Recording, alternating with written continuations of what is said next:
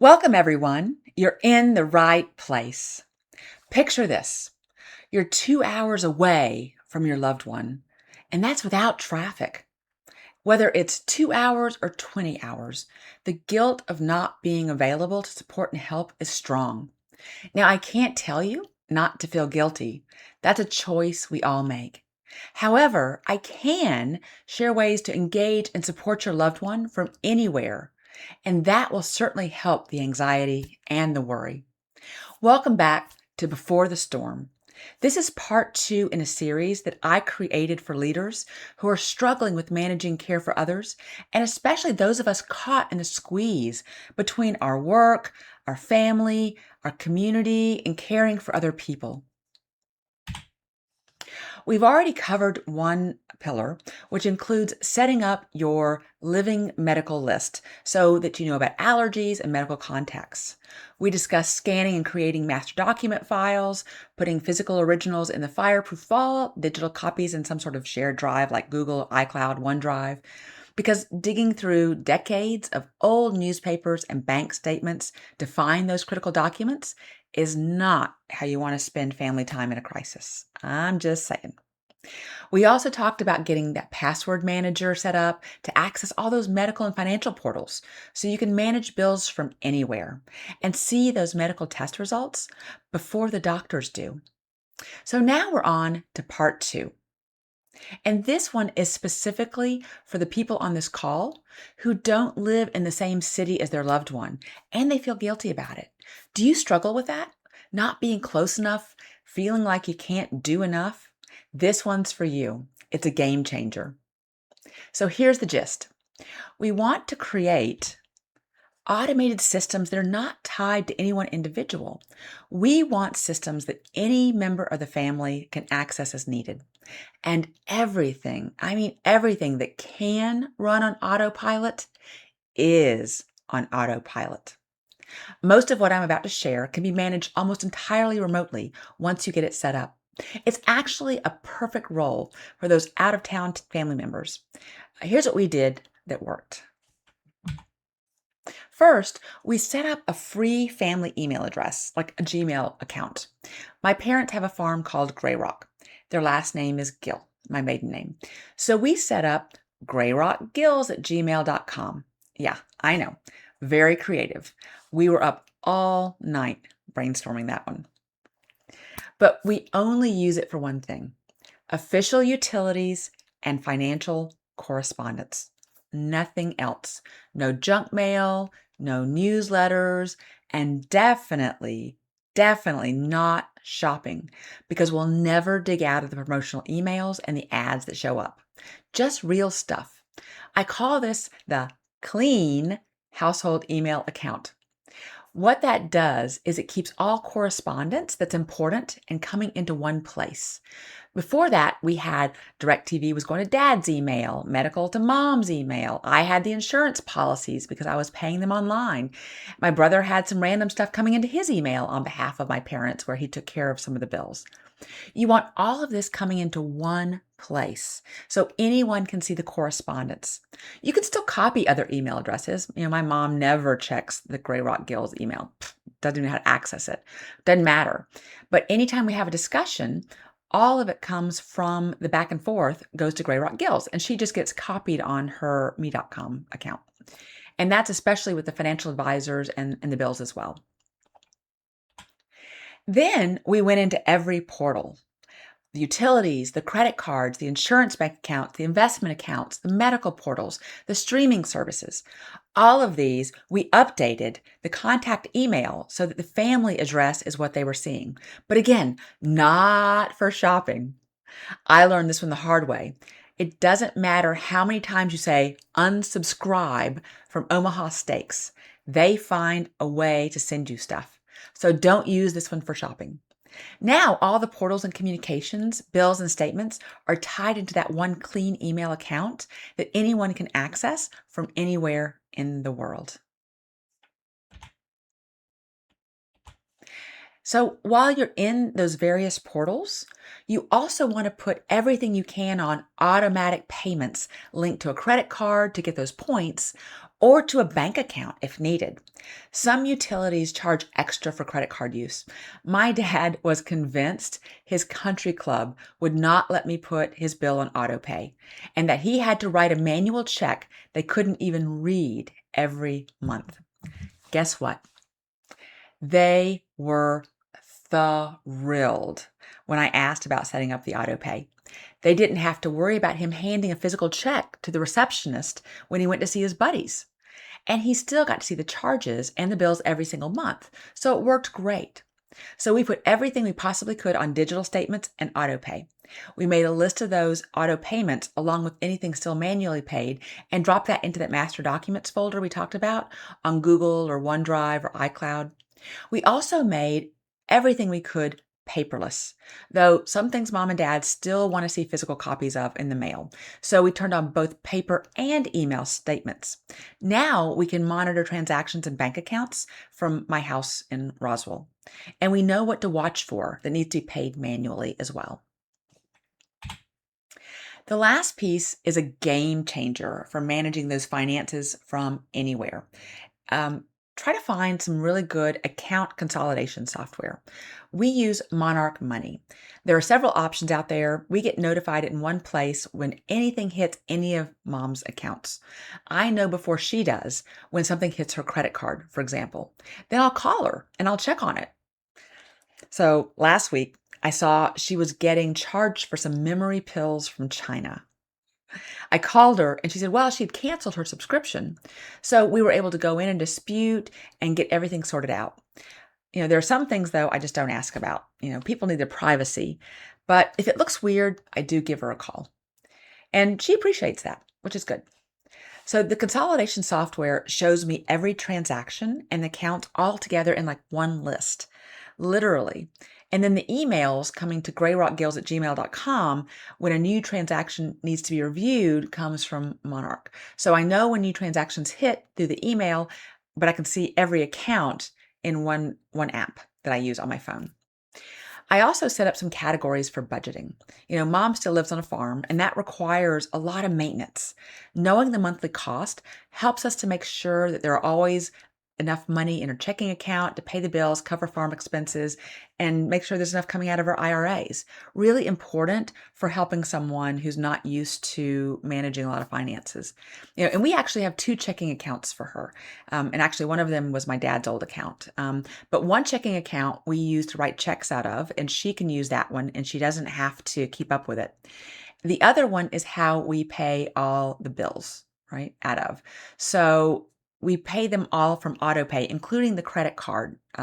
That way, she doesn't have to reconcile her checkbooks and she doesn't get confused by all the automatic payments and the credit card bills that are coming in. So my brother and I, we actually manage the billing account and the checking account for bills directly. So she can see everything when she's curious, but she doesn't have to deal with it. Speaking of payments, there will be some bills that you will have to pay annually or quarterly that may not be on auto pay. Think tax bills, car tag renewals, some of the insurance payments. You want a list of these items and generally when they come due so that you can watch for them. Because then what you want to do is you want to set up a United States Postal Service informed delivery account to watch for physical mail. This is a free service. It literally takes a picture of any mail on the outside of the envelope that's coming into a given mailbox, and you get a daily email summary of what mail is arriving that day. So we use the family email account so everyone can see it. And I actually have a feed into my phone email as well, so I don't have to look at the Grey Rock Gills email separately. I just kind of look at everything together. But I watch that USPS daily feed and the pictures of all the mail coming in. And then if I see something that is important that I need mom to keep an eye on, I'll call her and I ask her to hold it for me. Or if it looks urgent, I'll ask my brother to swing by and grab it. Because you remember that pile of papers in the first video where we couldn't find the will? Well, honestly, the mail ends up there too. It's like a black hole, but with postage. Just saying. So you want to set up that United States Postal Service informed delivery. It really is a great one. While we're on the topic of finances and bills, please, please, please make friends with your loved one's banker. We learned this the hard way. In 2024, my dad had his home health driver take him to the bank. He withdrew $15,000 in $100 bills. None of us knew anything about it until my mom found him literally sitting on his recliner trying to count it. And he'd already lost $1,000. My husband and I took that recliner apart and we found $900 bills caught in the hinges. I told my husband, I said, we should flip recliners for a living. Apparently, there's money in furniture. Literally. Thankfully, I already have a full-time job. I don't need to make a living as a comic or a comedian. But seriously, the bank managers know a lot about fraud, especially on the elderly. Get to know them. And if you're the power of attorney for someone, find out if you're also a joint owner on their checking account. When someone passes away, all assets are frozen. If you're not a joint owner, you may have to pay medical bills and funeral bills out of your own pocket while the probate works through the will. And that can take 6 to 12 months for a clean will, much longer if there's anything that's contested or there's any kind of problem with it. So make friends with the banker, figure out what's going on there. And also make friends with that investment planner.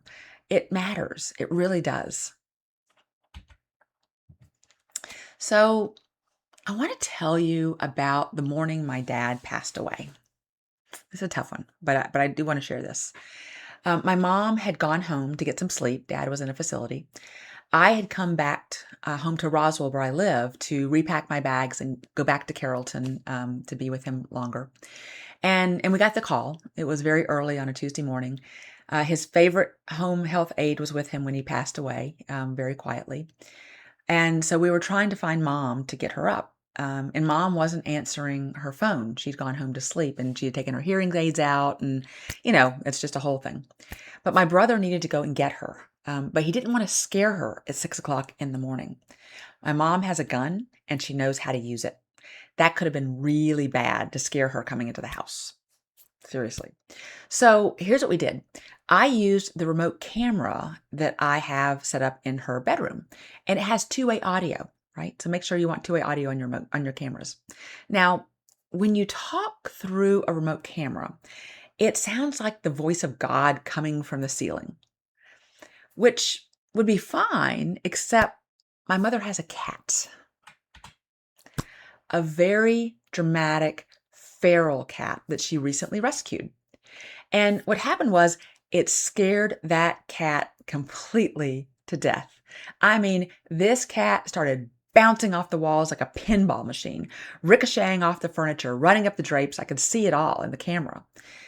Picture a furry white and brown blur just, losing its entire mind, which eventually finally did wake my mom up as she went bouncing across the bed and the blankets. And then Mom woke up and either thought the rapture had come or that the cat had just finally snapped. But, what's so interesting is that in the hardest morning of our entire family's life, a panicked cat is what got my mom up. And here's what I want you to take away from that story. Not the cat, though she is very dramatic and still has not forgiven me. But the fact that I could be in Roswell, Georgia, and still reach my mom in Carrollton in a moment that mattered when she wasn't answering her phone. The cameras are a lifesaver. Mom uses them too, so she can see people coming up her driveway, when Amazon delivers or Sam's Club. And honestly, I sometimes watch the clips on the camera. It's actually pretty funny to watch the squirrels and raccoons in her garage trying to get her bird feeders that's tied up with bungee cords open. Pure entertainment value. But that's not the reason for it, but it's still pretty funny, right? Though I don't usually mention the stray cat that wanders by at night because we don't need any more of those. And she doesn't need to know about that, just the squirrels and the raccoons. But the point is that we were saved because we had built the infrastructure, the camera, the family email, the shared drive, the password vault, the systems. The systems, they didn't take away our grief. The grief still came, but they took away the chaos. They took away the spiral of, I should have known, and I can't find the document, and who has the password, and I want to make sure mom's not going to shoot us when we go to get her up. They gave us back the bandwidth to be a family. And the key is you want to be able to grieve more and Google less. That's what this is all about. The last piece I want to share with you in this video is some additional emergency support tools, especially if the person you're caring for is starting to age or lives alone. If you and your loved one is struggling, if you or your loved one is struggling with falls or vertigo, a GPS pendant can really help. My mom actually suggested one of these for her own to help us find her in the pasture if she ever trips and falls. She puts it on every morning. Key piece, if you leave the house, make sure it works off GPS and not just Wi-Fi. Otherwise, you can't find her after she leaves the house, or your loved one after they leave the house. So we can find mom at the barn or at the nail salon. It works really well. And she can use it if she falls and she can't reach her phone for help because it's right here. She can call. We also talked in the last video about a living medical list. Different communities have different protocols to alert emergency workers that medical information is available and close by. The Vial of Life has a protocol for putting decals on the door of a house, and it says that specific documents are in the fridge, mostly because it protects the documents in the event of a disaster. Yellow Dot is another program that we have here in Georgia to alert medical personnel about the information in the glove compartment that tells them if someone is allergic or if there's medical concerns that they need to. I won't go into all the details, but do some research on what local EMTs are trained to look for. And if that is a concern, especially for things like, allergies. And finally, we put up a box at my mom's house on the back door with a code that we can give to EMTs and neighbors, and it has a key that's inside to that back door. And that's so they don't have to break the door down to get to mom if someone calls them. If you see a problem in the cameras and you call 911 or a neighbor, you can give them the code to release and use the key. It'll save time and some repair bills as well along the way. So I know this feels like drinking out of a fire hose. It's a lot to think about and a lot to consider. For this video, perhaps think about all of this from your own lens. If someone had to take care of you in an emergency situation, what would it be like for them? I had someone in an audience where I was doing this speech recently point out that he's a cancer survivor and his spouse had to take over a lot of this while he was sick. He wished he'd had a checklist like this then. It can happen to anyone. Picture your partner, your parent, your child, your friend, your sibling coming in to support you because you're in the hospital for an extended stay and really can't help yourself. What would they go through trying to make sure that the bills were paid, your lights stayed on, and that your needs were met? How can we make it easier on someone we love to support and take care of us, regardless of age and stage? I know some of these tools are more for age-enhanced folks, as my dad would call himself, but this could happen to anyone at any time. Trust me, the more plans you have in place, the better you will feel. Our brain is wired for negativity. The minute mom doesn't pick up the phone, my monkey brain gets so busy with all the worst case scenarios. She tripped over the cat and she's bleeding on the floor and can't reach the phone. The house is on fire and she's outside trying to get help. We never make up a story about how a neighbor dropped by to bring her food and she's chatting in the living room while her phone is back charging. Our brain just doesn't go there. So having systems in place to check on our concerns before we start calling the fire department can be a really wonderful thing. Even though my brother's local, he'll call or text me to check the cameras when mom is not picking up the phone. It saves him a 10-minute drive out to the farm to make sure she's good.